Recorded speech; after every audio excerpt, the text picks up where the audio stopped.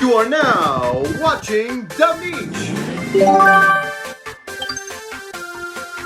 Nope, these concerns are not about the pricing or intermissions between tracks.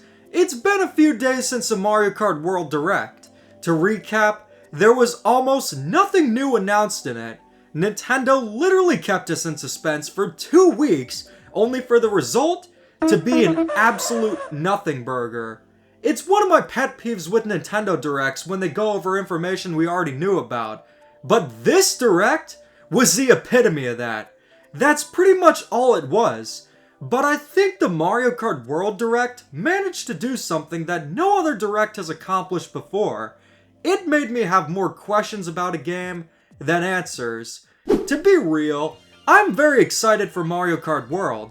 There's a lot to love about the game. The presentation is absolutely stellar. Seeing a Mario game for the first time in 4K is nothing short of mind-blowing. And the open world is such a cool evolution and could make Mario Kart World an experience unlike any other Mario Kart game. I'll actually be playing it at the Nintendo Switch 2 experience very soon, so make sure to subscribe to the channel so you can hear my thoughts after playing the game.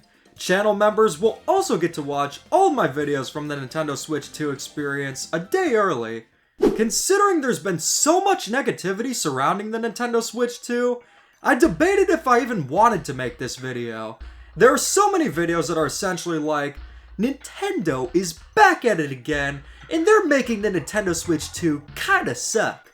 When I'm getting exhausted by all the negativity, that's when you know it's really overdone at this point. My stance is this: the prices for the games are outrageous and are awful. I don't like it at all. The price for the console I have no problem with, because we now have excellent hardware that'll stand the test of time. At the end of the day, it's the average consumer that'll speak out, because us die-hard Nintendo fans are only a fraction of Nintendo's market.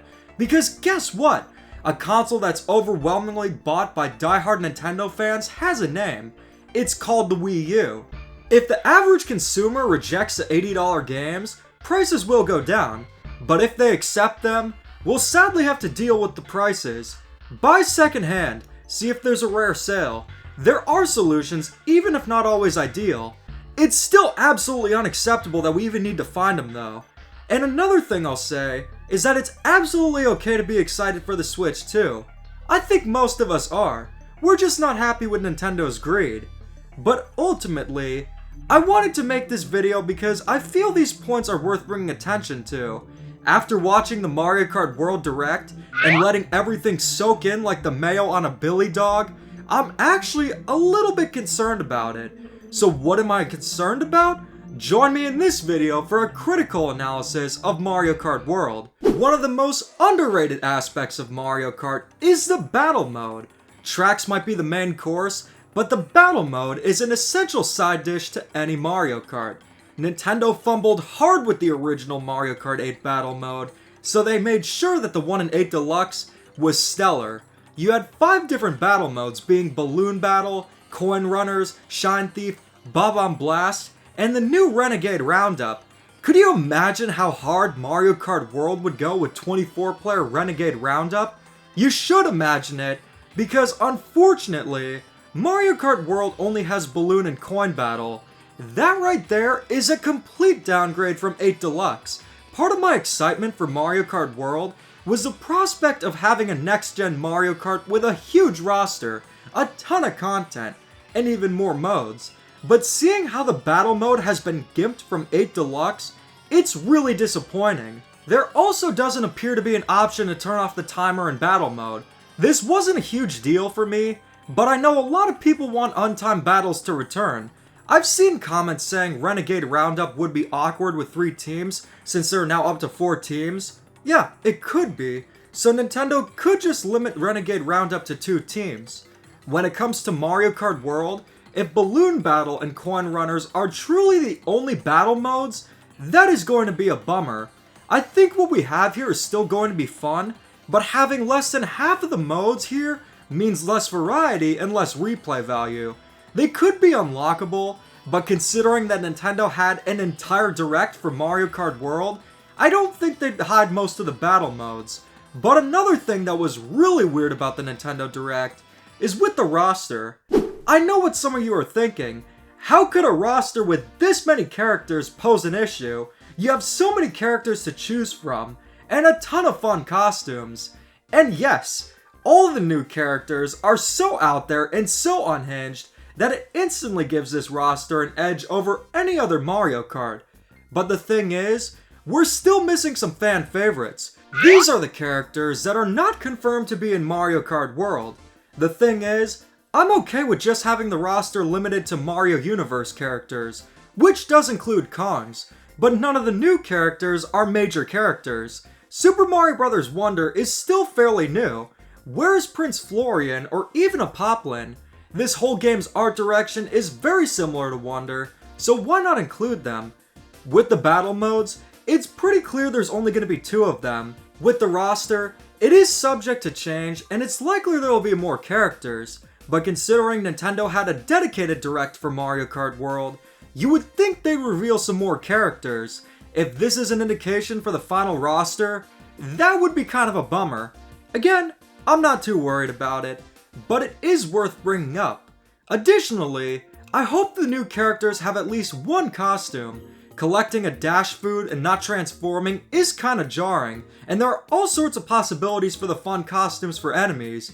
You could have Pirate Goombas, Snow Spikes, all the different variations of the Hammer Brother.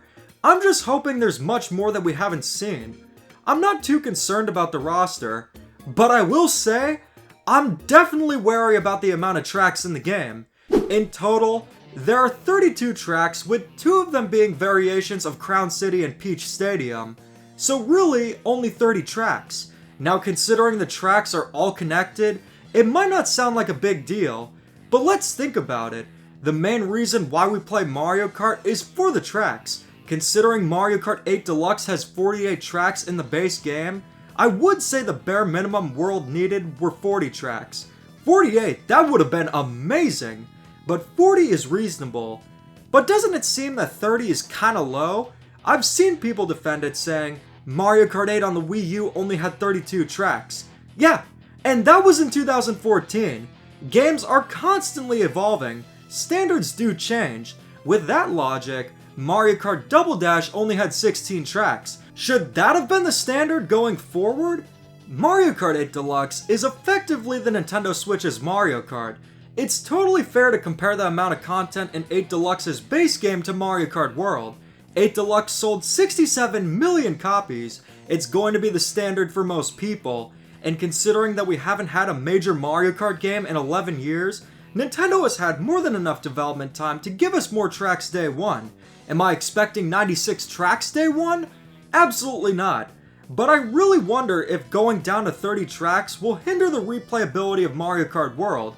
There is some wishful thinking though. Nintendo said that in the Versus mode, there will be different routes that you really can't access in the Grand Prix.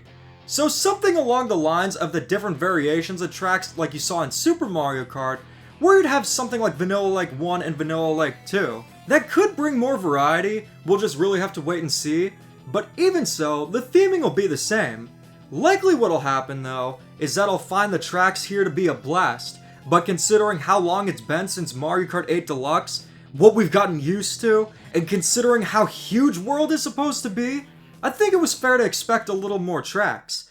My final concern with Mario Kart World has to do with the open world itself. From what we've seen so far, I can already tell I'm going to have a lot of fun just exploring, doing missions, collecting Peach medallions, and hitting the question panels.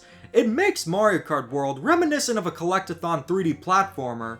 Considering how much I love games like Super Mario Odyssey, I can already tell at the very least I'm going to have a great time and get a lot of hours out of free roam. But my concern is this: why is the open world here?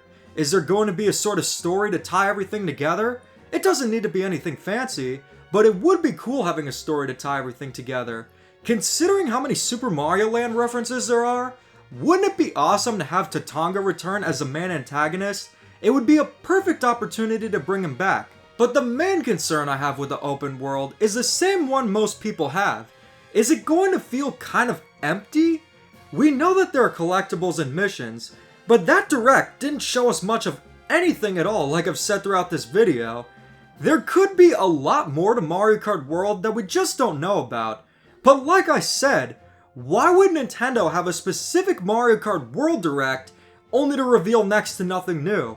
Maybe this could just be a case of bad PR. Nintendo has certainly had no shortage of that recently.